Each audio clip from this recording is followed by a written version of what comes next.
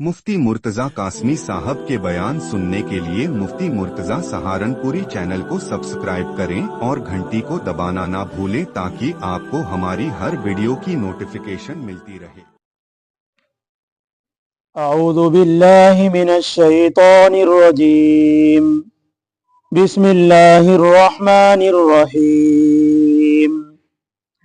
या अय्युहल्लज़ीना आमनू इन तुतीउल्लज़ीना कफ़रू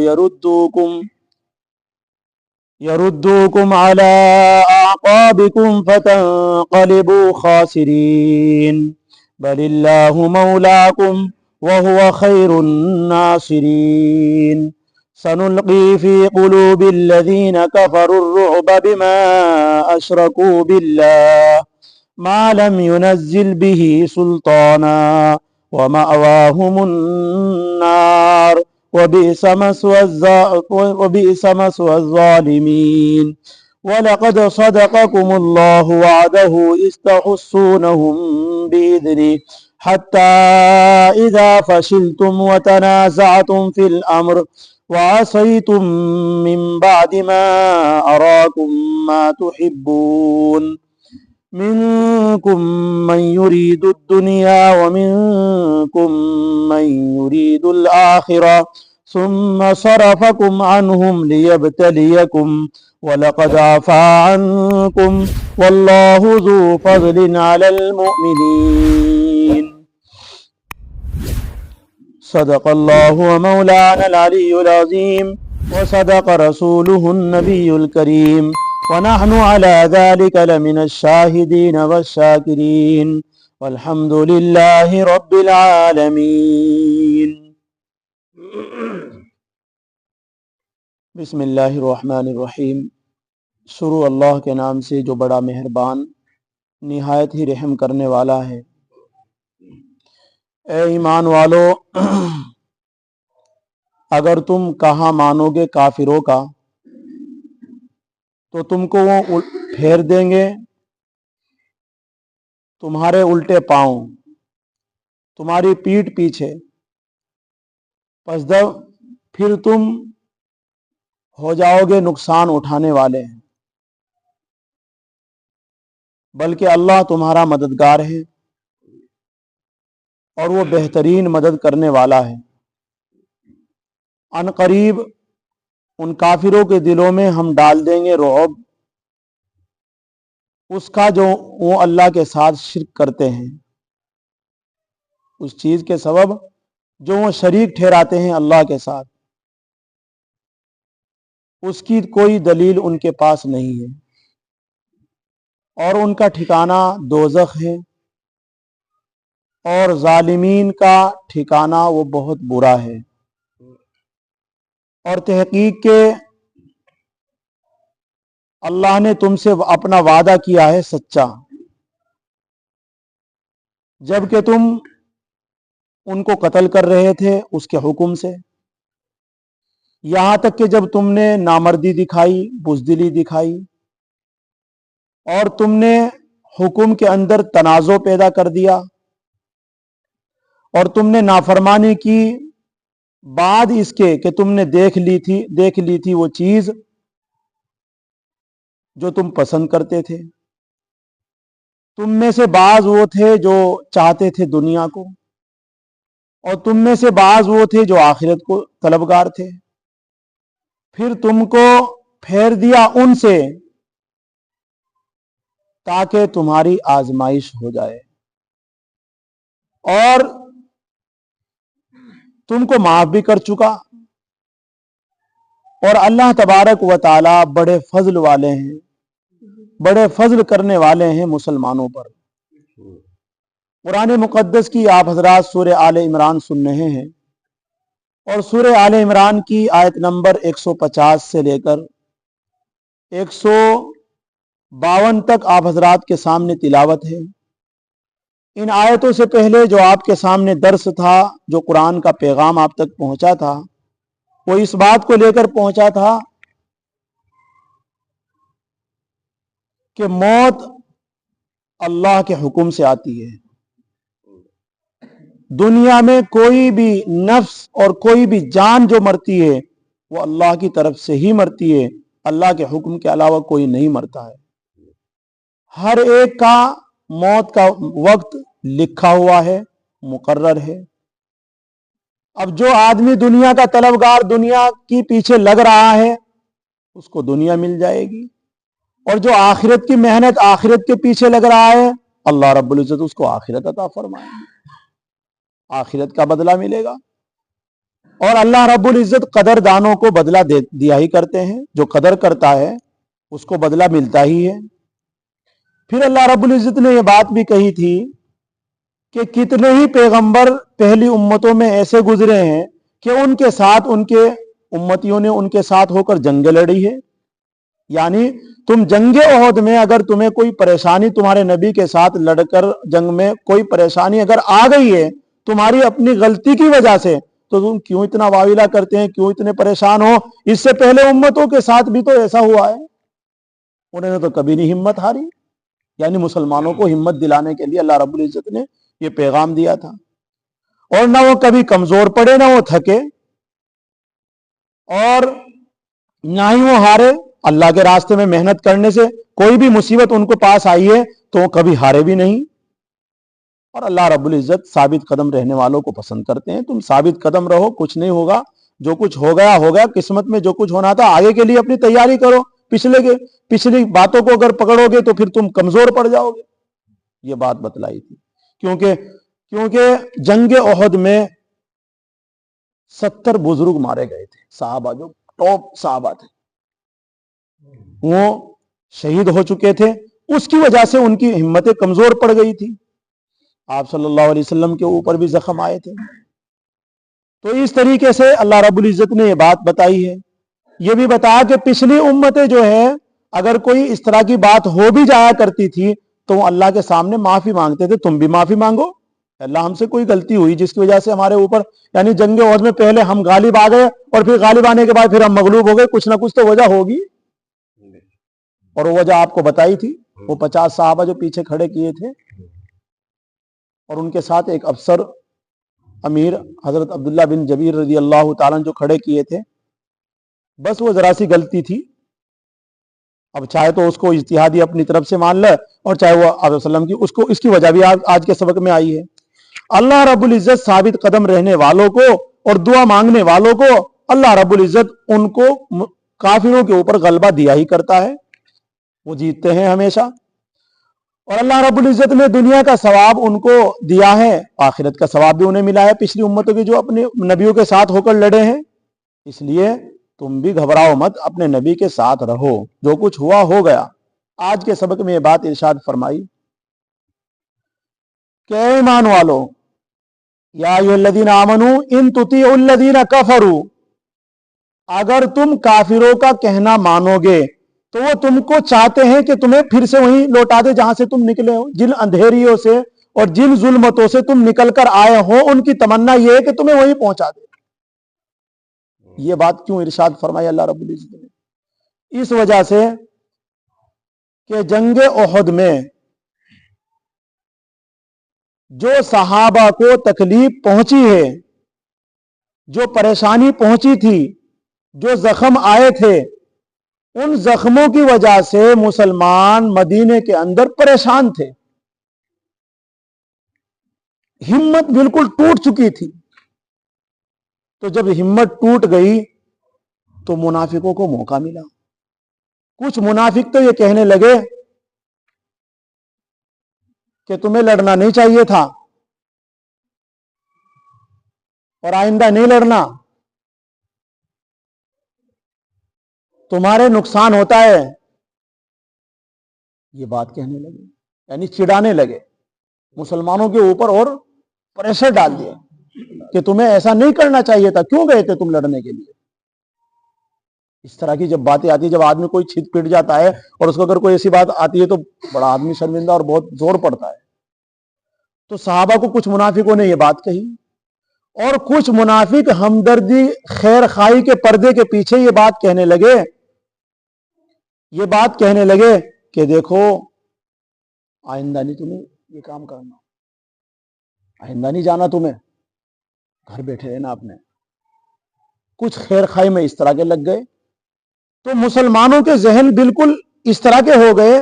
تو اللہ رب العزت نے ان کی ہمت کو اور ان کے پست ارادوں کو مضبوط کرنے کے لیے اللہ رب العزت نے کہا کہ اگر تم ان کافروں کی باتوں کو مانو گے نا, یہ جو کہہ رہے ہیں آپ کو آ کر کے کوئی خیر کا بن کر کوئی چڑھا رہا ہے, ان کی تمنا صرف یہ ہے کہ تم جہاں جن اندھیریوں سے نکل کر آئے نا پھر انہی اندھیریوں میں چلے جاؤ. صحابہ کا حال کیا تھا بھائی؟ اس وقت مسلمانوں, اس وقت انسانیت کس درجے پس رہی تھی؟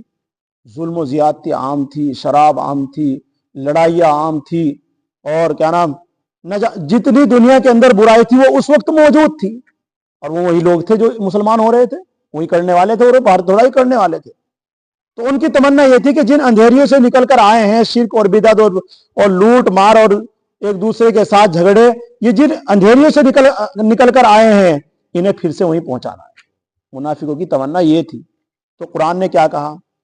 اگر تم ان کا کہنا مانو گے تو ایسی صورت میں تم نقصان اٹھاؤ. اس لیے اللہ اور اس کا رسول جو کہہ رہا ہے اس کے مطابق زندگی گزارو. چاہے تمہارے اوپر کتنے بھی مصیبتوں کے پہاڑ ٹوٹ جائے, کتنی بھی پریشانی آ جائے, اللہ کے حکموں سے منہ نہیں موڑنا. اللہ کے حکموں سے منہ نہیں موڑنا. رسول اللہ صلی اللہ علیہ وسلم کے طریقے کو نہیں چھوڑنا ہے. جس طریقے سے وہ کہہ رہے ہیں اسی طریقے سے زندگی گزارو. پھر کیا ہوگا؟ اگر اب یہ سوال اب یہ ہوتا ہے کہ ذہن میں اللہ رب العزت کیا کہتے ہیں کہ تمہیں وہ پھر سے ان اندھیری میں لوٹا دیں گے اگر تم ان کا کہنا مانو گے, کہ جی پھر کیا کریں؟ اللہ رب العزت کہتے ہیں بل اللہ مولاکم, اللہ تمہارے مددگار ہے. اللہ سے مدد مانگو, اللہ سے مدد مانگو, وہ سب سے بہترین مدد کرنے والا ہے. اور آگے ارشاد فرمایا کہ یہ جو کچھ ہونا تھا ہو گیا. آگے اللہ رب العزت بتانا چاہتے ہیں سنلقی فی قلوب الذین کفروا الرعب, کہ ہم اب ان کافروں کے دلوں میں رعب ڈال دیں گے. رعب کا مطلب کیا ہے؟ پچھلی آیت کا ترجمہ تو یہ ہے یا ایھا الذین آمنوا ان تطیعوا الذین کفروا, اے ایمان والو اگر تم کافروں کا کہنا مانو گے, یردوکم, وہ تمہیں لوٹا دیں گے, علی اعقابکم, تمہارے الٹے پاؤں, یعنی جہاں سے تم نکل کر آئے ہو وہیں تمہیں پہنچا دیں گے. ان کی تمنا یہ ہے فتنقلبوا, پھر تم بدل گئے اگر خاسرین, تم خسارہ اور نقصان میں ہو جاؤ گے, تم نقصان اٹھانے والوں میں ہو جاؤ گے. بل اللہ مولاکم, اللہ تمہارے مددگار ہیں, بلکہ اللہ رب العزت تمہارے مددگار ہیں, وہ خیر الناصرین, اور وہ بہترین مدد کرنے والا ہے. یعنی اگر تم اسی کا کہنا مانو گے اور اس کی مدد پر اگر اللہ کا کہنا مانو گے, اس کی مدد پر بھروسہ کرو گے, تو ایسی صورت میں خدا اللہ تبارک و تعالی تمہارے دشمنوں کو مغلوب کر دے گا, اور تمہیں دشمنوں کی مدد کی ضرورت نہیں ہے. جب اللہ رب العزت مددگار ہے تو ہمیں دشمنوں کی مدد کی کیا ضرورت ہے بھائی؟ اللہ سے مانگے جو بھی کچھ مانگنا ہے. یہی تو بات ہے. سنلقی فی قلوب الذین کفروا الرعب بما اشرکوا باللہ ما لم ینزل بہ سلطانا. اس آیت میں اللہ رب العزت بتانا یہ چاہتے ہیں کہ جب شروع میں کیا ہوا کہ مسلمانوں کو غلبہ ہو گیا, مسلمانوں نے ایک دم سے جب حملہ کیا تو روایتوں میں بات لکھی ہے کافی یہ سے بھاگ رہے تھے تیر کی طرح. اور جو ہند آئی تھی نا کافرہ, وہ کافرہ عورتیں جو آئی تھی, یوں لکھا حدیثوں میں تفسیر ابن کثیر میں, اپنے تہمت اٹھا کر بھاگ رہی تھی پہاڑوں کو نکل کر کے, جب مسلمانوں نے حلہ بولا اور واویلا مچا رکھا تھا پورا. لیکن جو مسلمان ابھی اس طرح کی حالات دیکھ کر کے, جو مسلمان جنگ احد پہاڑ کے پیچھے کھڑے ہوئے تھے 50 صحابہ تیر انداز, اور افسر ان کا حضرت عبداللہ بن جبیر رضی اللہ تعالیٰ, یہ جو تھے, اب انہوں نے کہا, کچھ صحابہ کہنے لگے کہ چلو اب جا کر کے جو کافر بھاگ رہے ہیں ان کے پیچھے بھاگیں گے, مسلمانوں کے مجاہدین کی مدد کریں گے. کچھ صحابہ نے کہا, ان کے جو افسر تھے انہوں نے کہا بھئی ہمارا حکم ملا ہے کہ یہیں رہنا ہے. کہنے لگے اب کیا ضرورت ہے بھئی, وہ بھاگ رہے دیکھو, اب یہاں کھڑے ہو کیا کریں گے. لیکن جو افسر تھے حضرت عبداللہ بن جبیر رضی اللہ تعالیٰ وہ نہیں وہاں سے ہٹے. ان کے ساتھ صرف 10 صحابہ یا 7 صحابہ لکھے ہیں روایتوں میں, وہ باقی بچے تھے. اس کے علاوہ سارے صحابہ ان کے پیچھے بھاگ رہے تھے. انہیں اور دور بھگانے کے لیے۔ اب جب حالات ایسے ہوئے تو کم از کم 250 مشرکین پیچھے سے آئے۔ پھر اب 250 کے سامنے جب وہ سب کے سب ایک دم حملہ کریں گے 10 کیا آڑ سکتے ہیں؟ تو ایسی صورت میں اب ان 10 کے اندر بھی حضرت عبداللہ بن جبیر رضی اللہ عنہ ان کو بھی شہید کر دیا، اور بہت سارے صحابہ کو شہید کر کے فوراً انہوں نے آپ وسلم کے اوپر حملہ بول دیا، نبی کریم صلی اللہ علیہ وسلم کے اوپر حملہ بولا۔ تو اس صورت میں مسلمانوں میں افراتفری مچ گئی۔ یہ واقعہ آپ کو پہلے بھی سنایا تھا۔ میں بتانا یہ چاہتا ہوں کہ بخاری شریف میں لکھا ہے کہ جب مسلمانوں کے اوپر ایسی یہ حملہ ہوا، کافروں نے جب حملہ کیا اور ان کی غلطی کی وجہ سے ذرا سے 40 صحابہ یا 42 صحابہ یا 43 صحابہ اگر نہ وہاں سے ہٹتے تو ایسا ہو نہیں سکتا تھا، لیکن انہوں نے تھوڑی سی غلطی کی وجہ سے، آپ صلی اللہ علیہ وسلم کا حکم کی نافرمانی کی وجہ سے، ایسے ہونے کی وجہ سے، تو ابو سفیان پہاڑ پر چڑھ کر پتہ کیا بول رہا تھا کہ ابو بکر ہے، عمر ہے، محمد ہے صلی اللہ علیہ وسلم، یعنی اس طرح کی آواز لگائی اس نے، یعنی یہ سب ختم ہو گئے ہیں، کب کچھ نہیں ہے۔ تو جب کسی کی آواز نہ آئی، کہنے لگے، پھر انہوں نے افواہ اڑا دی کہ بھئی یہ سب ختم ہو گئے ہیں، یہ سب ختم ہو گئے ہیں، اب مزے لو۔ تو اس نے ابو سفیان نے جب یہ کہا، حضرت عمر رضی اللہ عنہ پر نراہ گیا، برداشت نہیں ہوا، فوراً کہا، او جھوٹے، بحمد اللہ ہم ابھی موجود ہے، اور اللہ رب العزت نے ہمیں تیرے جیسے دشمن کو ختم کرنے کے لیے ابھی اللہ نے ہمیں باقی رکھا ہے۔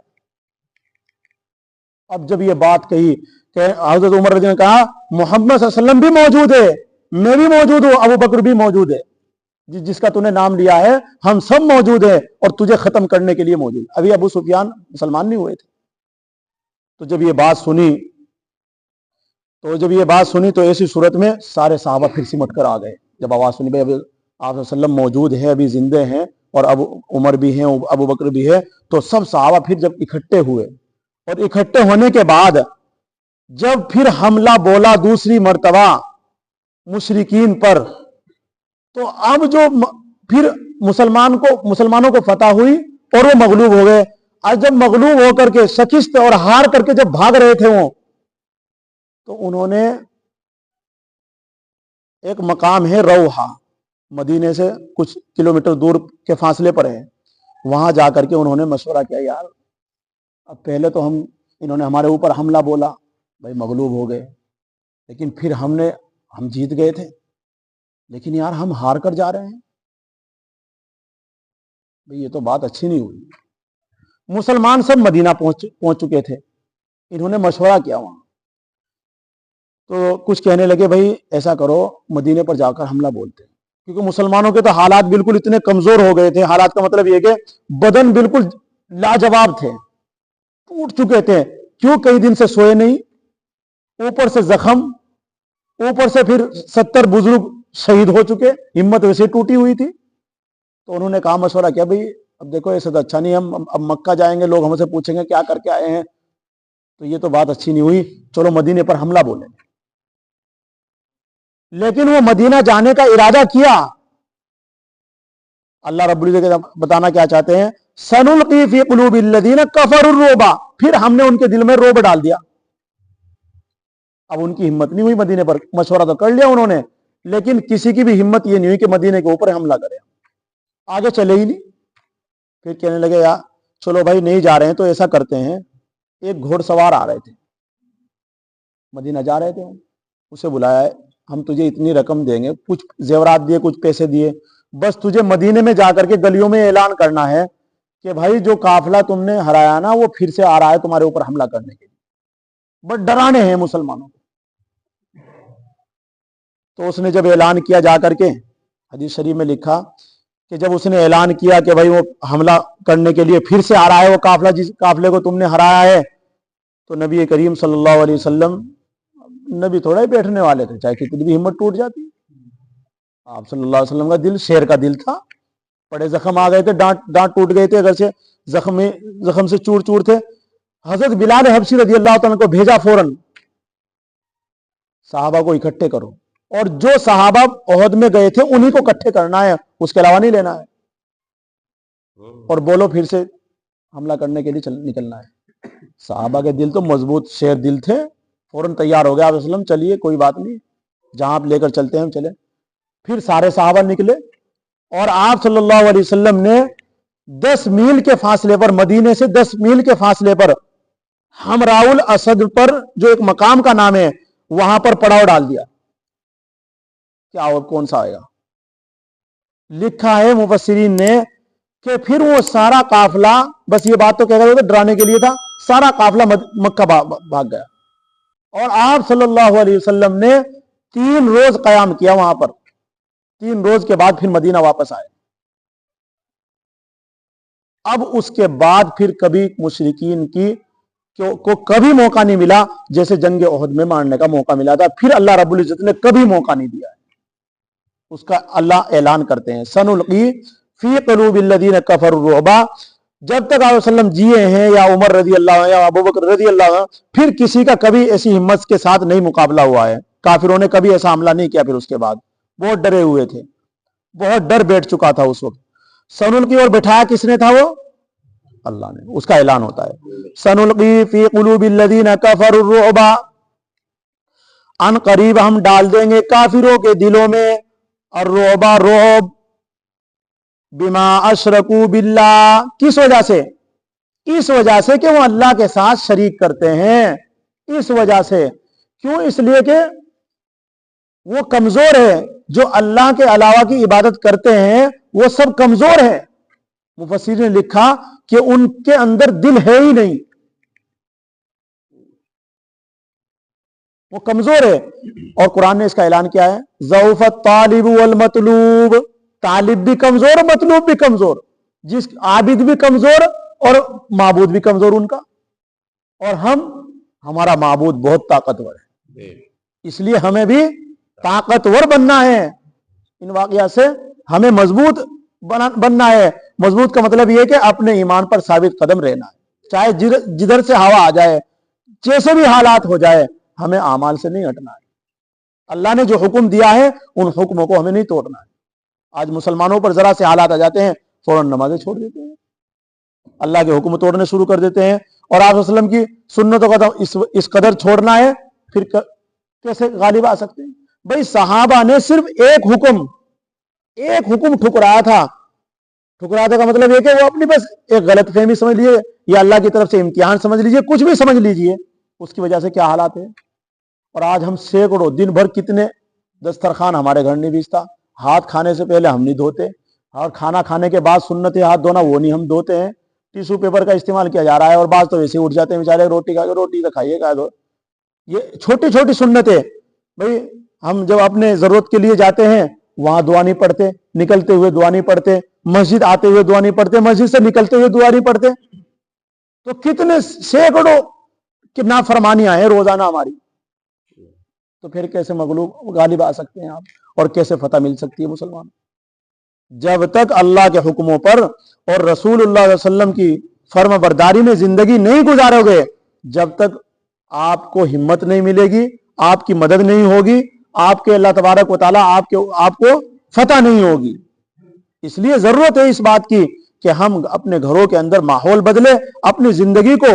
اب اس تفسیر کا مطلب بھی, اور آپ اللہ کے راستے میں نکل لے اس کا بھی مقصد بھی, مدرسے کھولنے کا مقصد بھی, مسجدوں میں آپ کو نماز پڑھوانے کا مقصد بھی, مقصد صرف ایک ہی ہے کہ ایک اللہ کے حکموں پر پورے آپ کھڑے ہو جاؤ اور رسول اللہ صلی اللہ علیہ وسلم کے طریقے پر آ جاؤ. بس یہ مقصد ہے, اور کوئی مقصد نہیں ہے.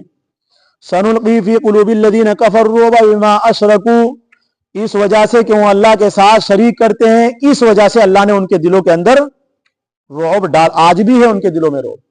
مسلمان جو صحیح معنوں میں مسلمان ہے آج بھی اس سے کام. حضرت مولانا ارشد مدنی ہے, شیر کی دہاڑ ہے, ایک بار بول دیتے ہیں, دیکھو پورا کس طرح پورے ہندوستان کو ہلا دیتے ہیں. خود بڑے بڑے جو بولتے ہیں وہ بھی کیا کہتے ہیں, بھائی وہ بڑے ہیں, ان کے ساتھ نہیں بولنا ہے, ان کے مقابلہ نہیں کرنا ہے. خود وہ کہتے ہیں, جو پیٹھ پیچھے آپ وسلم کے اوپر نہ جانے کس کے اوپر بولتے ہیں, لیکن جب وہ بولتے ہیں نا تو پھر سب چپ ہو جاتے ہیں. یہ وجہ کیا ہے؟ اللہ کے حکم پر اور وسلم کے طریقے پر وہ زندگی گزار رہے ہیں.